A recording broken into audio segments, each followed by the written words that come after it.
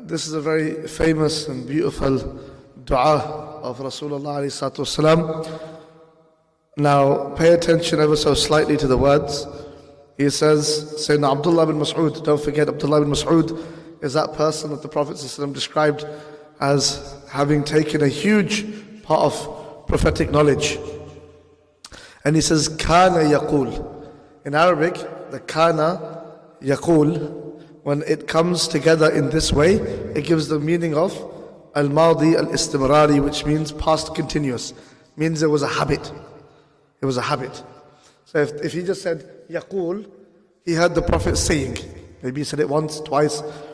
But this is kana yaqul. Kana yaqul meaning this was the habit of Rasulullah ﷺ, that he used to make this dua. Oh Allah, I ask you for huda, for guidance, at-tuqa, which is like taqwa, piety, you can say. Al-afaf. How do you translate these words? From the word iffa. I don't know how to translate these words.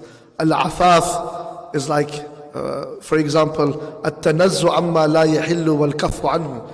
It is to be free of anything which is not halal. So al-afaf, to be afif. I talked about this one in one of the durus. It's incredibly difficult to translate certain words in Arabic because their meanings are very, very packed. But al-iffa is where somebody is extremely bashful or shy before Allah Azza wa Jal.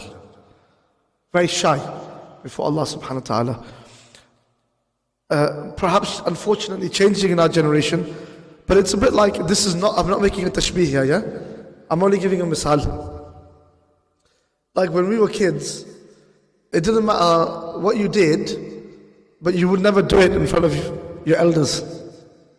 Haya, you know, but I don't know how to like modesty, but modesty is such a broad, I explained this last time. Because when we think of modesty, haya, we just think about it in terms of clothing, don't we? Covering your body and stuff like that, right? But haya is to be embarrassed. You know, people used to get embarrassed once upon a time. You know, people used to feel embarrassed. People don't care now. In fact, it's the ulta, it's the bil'aks. At least I'm not a hypocrite. Agar main karsa to sare samne karsa. So they're saying it. So what you do is you almost make yourself feel good for being bad. But at least I'm not a hypocrite like you guys. Everyone is a human, and humans make mistakes. And I gave in a couple of days ago, I talked about the importance of not judging people. Judging people, yes, in terms of if something is haram, it's haram. You can judge me for it, I can judge you for it. It's zahir, isn't it? If somebody was to eat pork in front of you, God forbid, you can't sit there like, oh, I'm not going to judge you. Of course I can judge, I can give a hukum shari'i, hada haram. But judging in the sense of not being empathetic towards people. Yeah. But trying to, recognizing the fact that I've got my own mistakes as well. And some people find certain things easier, other people find certain things harder, etc., etc., etc. I remember there was a brother really struggled with keeping a bed. And the reason why he used to struggle to keep a bed is because his bed was really patchy. It was like he had patch here, patch there, patch there, patch there. And so when he grew his bed out, it didn't, you know, to him, it didn't look nice to him, right? Obviously, what it looks like to Allah is what it looks like to Allah. But to him, because Allah la yanzuru ila ajsadikum wala ila suwarikum wala ajsamikum. Allah doesn't look at your forms and your bodies. Walakin yanzuru ila qulubikum. Allah looks at your hearts. Patchy, very, very patchy like this. And so he was sat with somebody else who had, mashallah, very beautiful, thick, mashallah. Like, very like, you know, you can tell, mashallah, it's very beautiful and thick and, you know. And he sat there and he's having a go at him. A real go at him he's having it. Look, you should have beard and you could this and this. And I was watching, I was an observer at the situation because I myself have to some degree still quite a patchy bed. I used to have a very patchy bed between you and me and everybody else that's listening. I used to have a bed that used to come up to here, and then it was a big gap here, and if I pulled my hair apart, you could still see it, the gap, and then it used to be like a little bit here. And so I did what I was taught in my tradition, which is I went to my mum, I went to my mother, And your mother's dua is a mustajab, innit? That's a promise from the Prophet, is it not? Isn't it a promise from the Prophet? That's a promise from the Prophet. So I went to my mother, I goes, "Bhai dua karo," that it joins up. And she goes, "Jama dua kar sa," it joins up. And it joined up eventually, right? Otherwise it would have just been a patch here, just a patch there. The unbelievable can happen with your mother's du'as. Never. I remember when I was living in Darul, obviously I was alone, even though my travels afterwards, I've always had my some family with me, my children, etc. But there I was very much alone, just living in the dormitory. And wherever I'd feel down, that's what I'd do. I'd go and call home and just ask my mother for du'as. And I don't say that, I say that's the hadith of ni'mah. Allah Ta'ala gave me a mother that and she was alive. And those of you whose parents have passed away, Allah Ta'ala forgive them and give them the highest maqam in Jannah. And those that are alive, Allah Ta'ala give them sihat, good sihat, and give them ease. Give them ease. Allah Ta'ala give them ease and comfort, in these times. So, anyway, that was a side. But I was watching this and I thought to myself, theek hai. Matlab hai ki tusne gal theek hai. But it's easier for you when your bed looks like a typical bed, a common bed. You see what I'm trying to say? It's easier for you to make that judgment. Whereas him, when he's going to keep a bed, like when he's going to go to work, they're not going to understand, why do you have patches on your face? It's untidy. Whereas if you've got a full bed, even if it's full and long, they're still it's just a bed. Like, it's not going to cause them so many problems. Although some workplaces do. And they should be in trouble for that. I remember when I first... Anyway, chalo, not too many personal anecdotes for one day, right? Enough for one day. But it is. People do. They cause problems. So I was thinking to myself, although what you're saying is correct, but you got to understand that for him it's harder than for you. It's different. It's different. So likewise, I think when people are talking about the Sharia, there's always al-amr bil ma'ruf and nahy al-munkar. But it has to come from a deep place of love. A deep place of love. It really should do. So the Prophet ﷺ, he made dua for huda, for guidance. Allah Ta'ala, you guide me. Two interesting things about hidayah, guidance. I was talking about afaf. I was thinking, how did I get off onto that? I was like, there's iffa to be afif. But the hidayah, the Quran, you can say hidayah normally as, for example, Allah, ihdini, guide me, ila sirat al-mustaqim, ila, to as-sirat al-mustaqim, the straight path. Mullah Jivan, rahmatullah alayhi, he mentions interestingly in Nur al-Anwar, he mentions that, but notice when Allah subhanahu wa ta'ala said, Allahumma hdina, did he say ila, or did he just say as-sirat al-mustaqim? Ihdina as-sirat al-mustaqim. What is it? Ihdina, ihdi, you guide, na, us. Did he say ila, to, or did he just say ihdina as-sirat al-mustaqim? Did he put the ila there? Is it there? It's not there. There's no ilah. You know what that ilah means? It means two. So Mullah Jivan says that when the word hidayah comes with the ilah particle after it, two, then it means guide me ila ma yusiluni ilayka. Ihdini, guide me ila to ma, that which yusiluni will make me reach ilayka, to you. But when the ilah is taken off, this is balagha now, this is rhetoric, eloquence of the Quran. When the ilah is taken off and you say directly, ihdina sirat al-mustaqim, it means Allah, anta awsilni ilayka, you make me reach you. Don't take me to that which will take me to you, you take me directly to you. Like for example, I say to you, can you take me to London? Now, if I'm a bit scared and I don't know the way, I don't know the trains, and I say to you, can you drop me off at the train station? You will take me to that which will take me to London, train station. I could get lost. I could get in trouble, I could get hurt, anything can happen. But if I say to you, no, don't take me to the train station, take me directly to London. You make sure I get there, drop me off there. It's a whole different point. And look at the dua that Allah puts in the Quran. Allahumma hdina sirat al-mustaqim. I can't trust myself. You'll show me the way, but I can't trust myself. Even if you put the asbab in my life, maybe I'm still going to go astray. Don't take me to the asbab. You guide me directly. This is beautiful. The Prophet taught us a dua. لا تكلني على نفسي ولا إلى أحد من خلقك طرفة عين. It's from the awrad that the Prophet gave us to read. From the wazaif from the Prophet. Oh Allah, لا تكلني. Do not leave as a wakil for me, nafsi, myself. Do not allow me to be in charge of me. وَلَا إِلَىٰ أَحَدٍ مِّنْ خَلْقِكَ. And no anyone from your creation. طَرَفَةَ عَيْن. For the single blink of an eye. You take care of me. Don't leave me to my own devices, nor to the devices of anyone or anything else. Direct. Anta wakili. This is why we say, Hasbunallah wa ni'mal wakil. Hasbunallah wa ni'mal wakil. Sufficient for us is Allah, and excellent wakil He is. Why? Because you don't want anything else. So the dua that Allah taught us when the Prophet said, As'aluka al-huda, what this really means here is, Allahumma hdina sirat al-mustaqim. Ya Allah, do not guide me to what will guide me to you. Take me all the way yourself.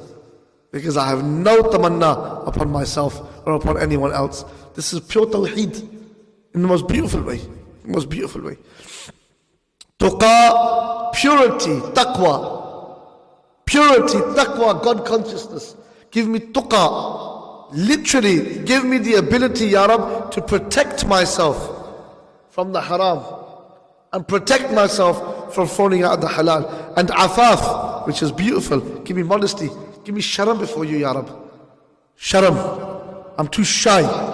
Like, it's like when you see the 45-year-old uncle, 50-year-old uncle who's having a smoke, and then his father walks out who's 75 years of age and he hides the cigarette. But it's a silly example, but that shyness. You think you're a 55-year-old man, you got a couple of grandkids yourself. Yeah, तुझे ना अपने उन पोतरे भी होइगन, yeah, दोतरे भी होइगन. तो तू फिर भी ऐसा पीछे छुपाने क्यों? नहीं बुजुर्ग, shy. My buzurg. Do they not know? Of course they know. That's a beautiful thing. Even that's a beautiful thing. The idea of having that shyness, that sharam.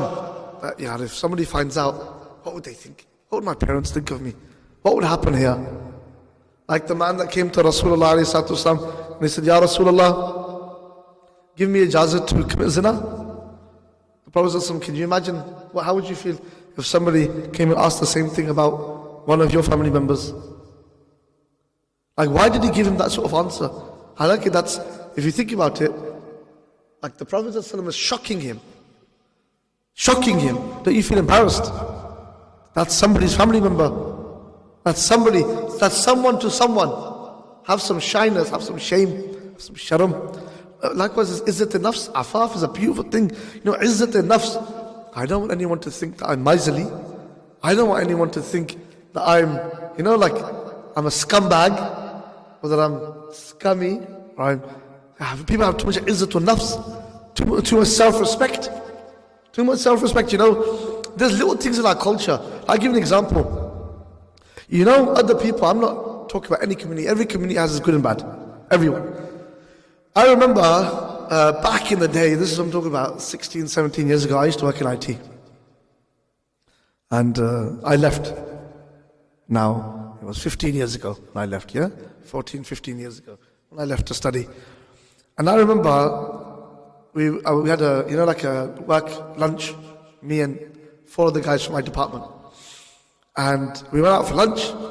And look, I'm a British Pakistani, growing up in High Wycombe, kicking about on the streets.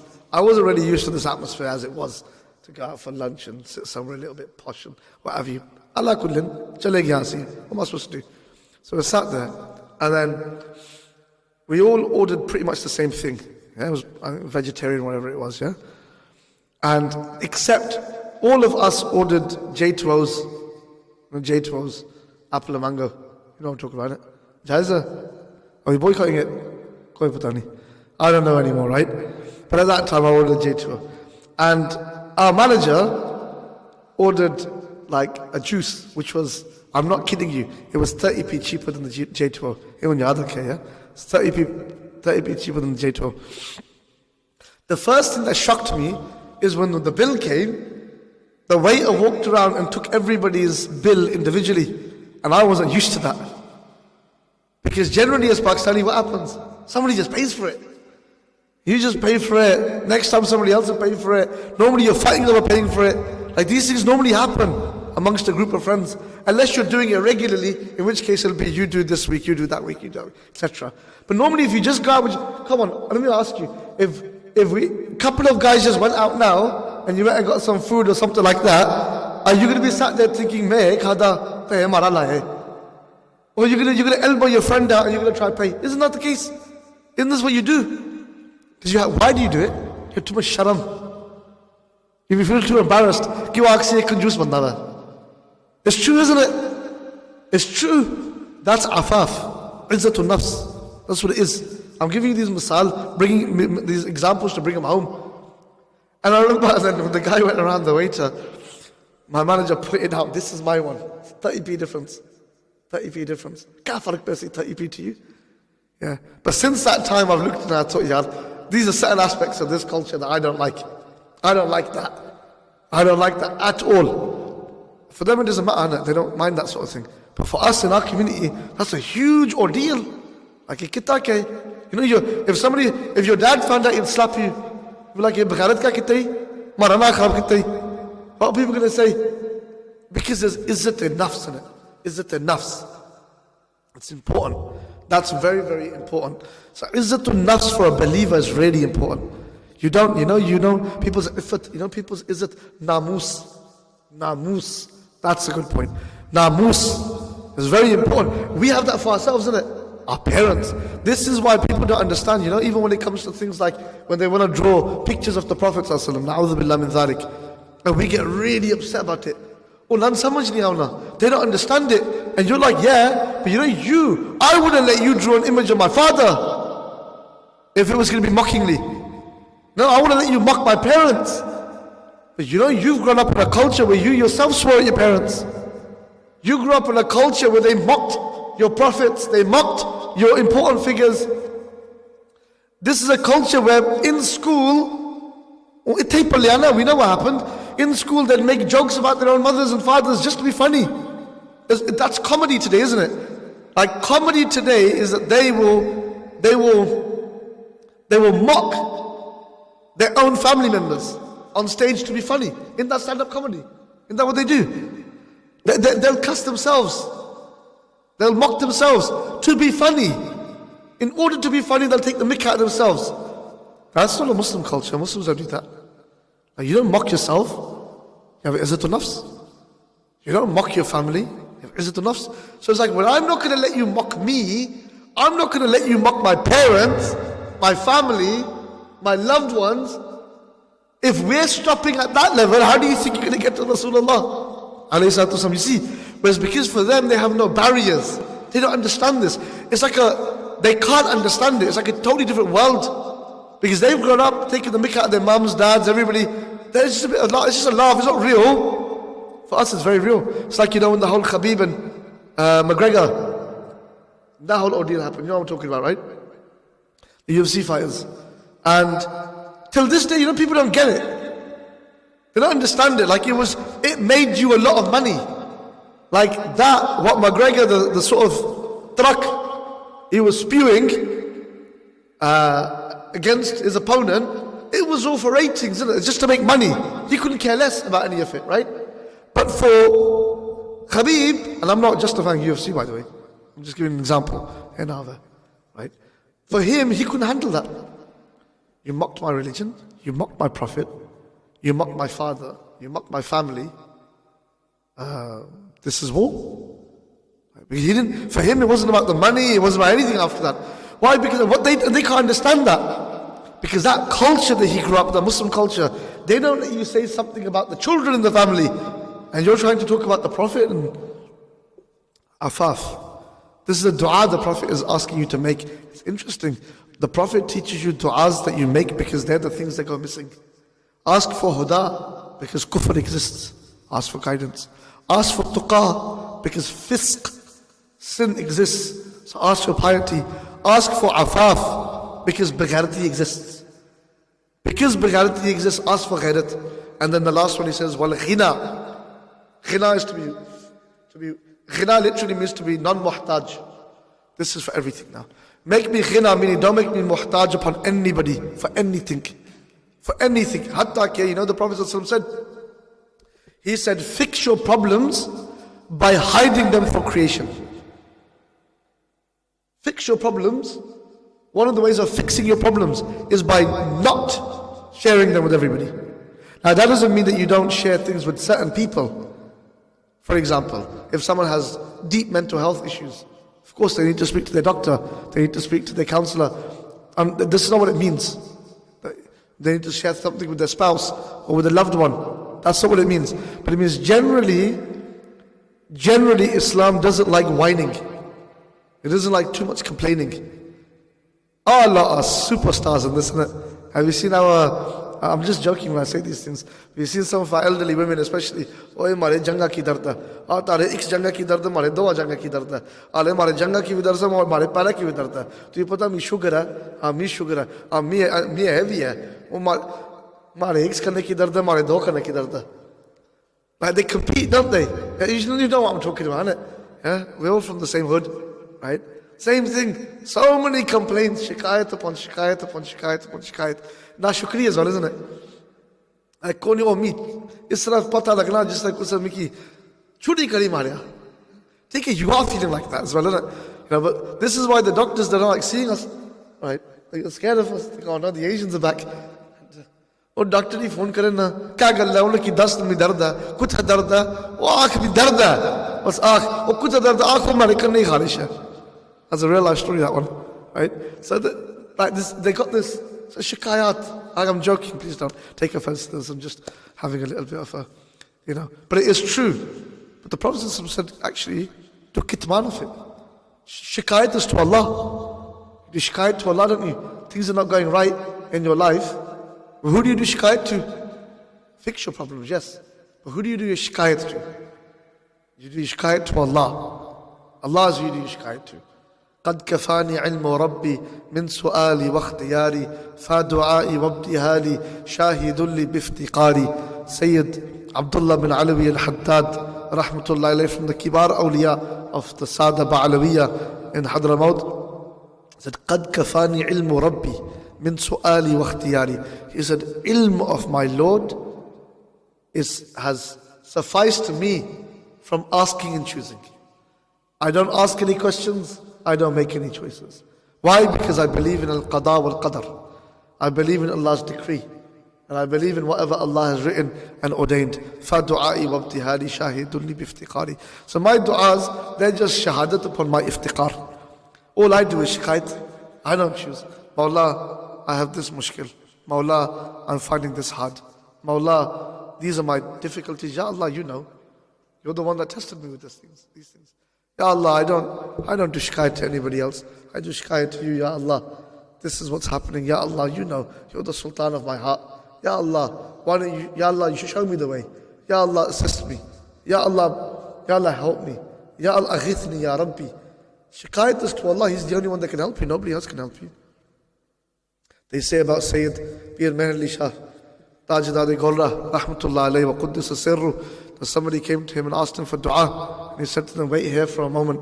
And he went into his room.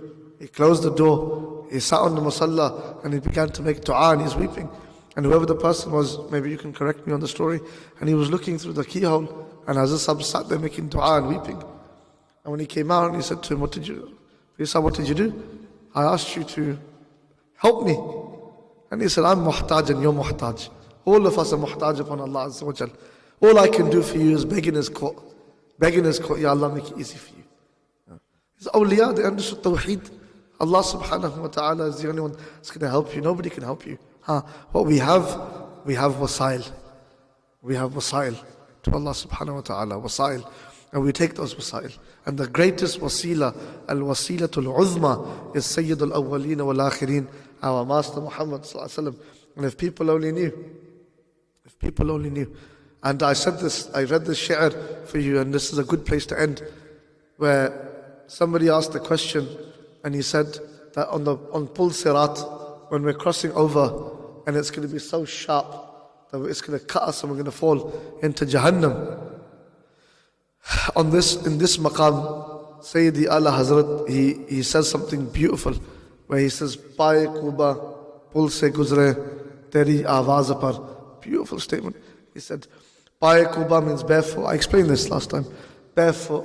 Pul se guzrege, teri awaaz par. That when the Prophet is on the other side of the pull and he's saying, Rabbi sallim ummati, Rabbi sallim ummati. He said that for us, the one that falls is the one that looked at the pull. The one that looked at Jahannam, don't look down.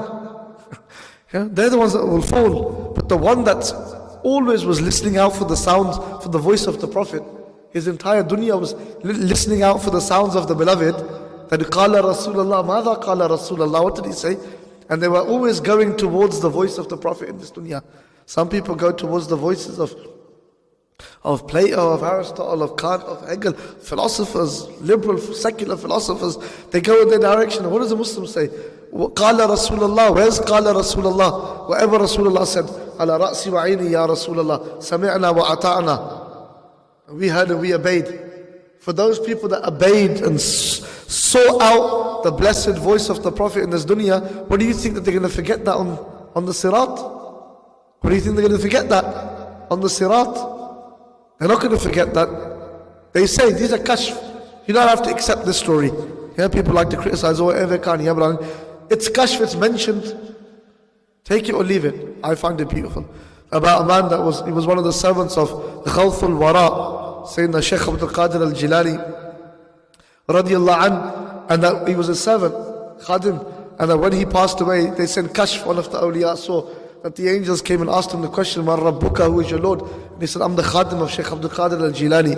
And he asked him again, Man Rabbuka? And he said, Ana Khadim, Shaykh Abdul Qadir al-Jilani. And they asked him a third time, and he said, and did you not hear what I said? I am the Khadim of Shaykh Abdul Qadir al-Jilani. Do you think I don't know who my Lord is? Do you think I don't know who Allah is? Do you know who my Shaykh is? It's Abdul Qadir al-Jilani. You think I don't know? That. So he says, Paaye Kuba, barefoot, pul se guzrenge, teri awaaz par. We spent our whole lives, Ya Rasulullah, chasing your voice. Wherever we had it, we followed it. On the Pul Sirat, we're not going to forget it. We don't care about Jahannam or the Sirat or what's happening here. Where's your voice? We can hear your voice, Ya Rasulullah. We're coming the same way we came to you in the dunya. إِذْ ظَلَمُوا أَنفُسَهُمْ جَاءُوكَ. And when they wrong themselves, they come to you, Ya Rasulullah. And they seek forgiveness of Allah. And the messenger seeks forgiveness for Allah. They will find Allah forgiving and the most merciful, right? That's in the Quran, Surah Nisa.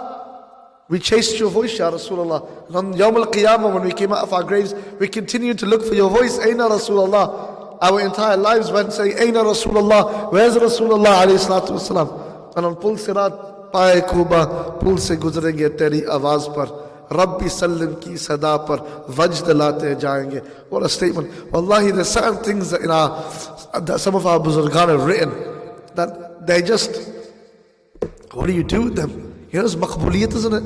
It's maqbuliyat. Certain kalam, certain things, the mashayikh, like Ajsikim Itarade. Who doesn't? Which Sunni do you know that doesn't know Subhanallah, ma ajmalaka, ma ahsanaka, ma akmalaka, kite mehre ali, kite teri sana, wasataq akiya, kite janiya. Who doesn't know these things? Anyone that's grown up in some continent, Sunni Islam, I mean, not the broader, the whole world, but just who doesn't know these things? Qabuliyat, who doesn't know Mawla ya salli wa sallim da'iman abada? The kalam of, that's actually Bajuri, the chorus, but Amin Tadakkur bi Jiran bi Salami, the Qasida Burda. Who doesn't know it? Who doesn't know? What's the Shirazi, Sheikh Saadi's? Balagh al-ula bi kamalihi kashafat duja bi jamali. Who doesn't know that? Who doesn't know Mustafa Jane Rahmat pe lakh wassalam? Who doesn't know that? Who doesn't know that? Certain kalam become maqbool. Certain kalam become maqbool because of the shakhsiyat that wrote that kalam. So look at that statement. He says, Paaye Kuba, pul se guzrenge, teri awaaz par, Rabbi sallim ki sada par vajd late jaye. That when we hear the Prophet saying, Rabbi sallim ummati, we're not just going to cross over scared, vajd late jayenge. I don't know if people appreciate this way. I don't know, for me, it just shakes my soul. That the believers aren't just going to cross over. Wajd, they're going to be dancing as they go along. Wajd is the kayfiyat of ecstasy. That they're just going to be like, there's a Rasul. Aina Rasulullah, my whole life. There's Rasulullah. They're just going to rush. They're going to rush to the Prophet ﷺ. They're not thinking about Pul Sirat.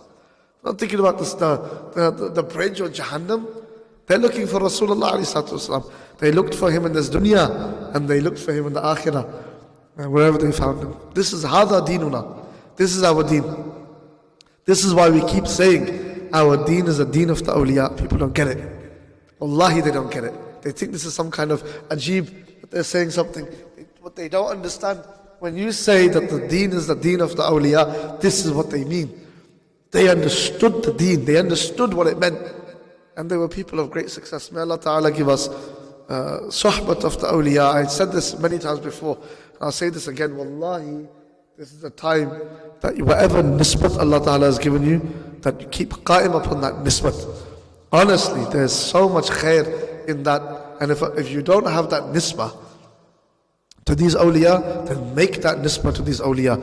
And if you don't make it dua every day after Maghrib, Allahumma dullani ala man yadulluni ilayk wa awsilni ila man yusiluni ilayk. Oh Allah, say in English. Oh Allah, point me to the one that will point me to you and make me reach the one that will make me reach you. Continue to do this. Continue until Allah Ta'ala puts a blessing of nisbah into your life to Rasulullah ﷺ, to a silsila tayyiba, tahira, mubaraka. Allahumma ameen ya Rabbil Alameen. Al-Fatiha. Bismillah ar-Rahman ar-Rahim. Ar-Rahman ar-Rahim. Maliki yawmiddin.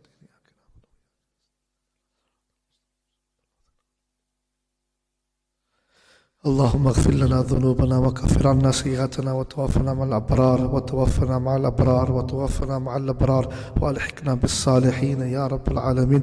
اللهم اجعلنا في زمرة الأولياء يا رب العالمين. اللهم اجعلنا من مريدي الأولياء يا رب العالمين. اللهم اجعلنا من سلاسلهم يا رب العالمين. اللهم اجعلنا مع الحبيب المصطفى وصحابته وأهل بيته وأولياء أمته يوم القيامة يا رب العالمين. اللهم ببركة هؤلاء الأجلاء يا رب العالمين انصر إخواننا في غزة وفي فلسطين وفي القدس الشريف وفي يمن وفي كشمير وفي جميع بلاد المسلمين يا رب العالمين يا أرحم الراحمين. وصل اللهم وسلم وبارك على سيدنا محمد وعلى آله وصحبه أجمعين. آمين برحمتك يا أرحم الراحمين.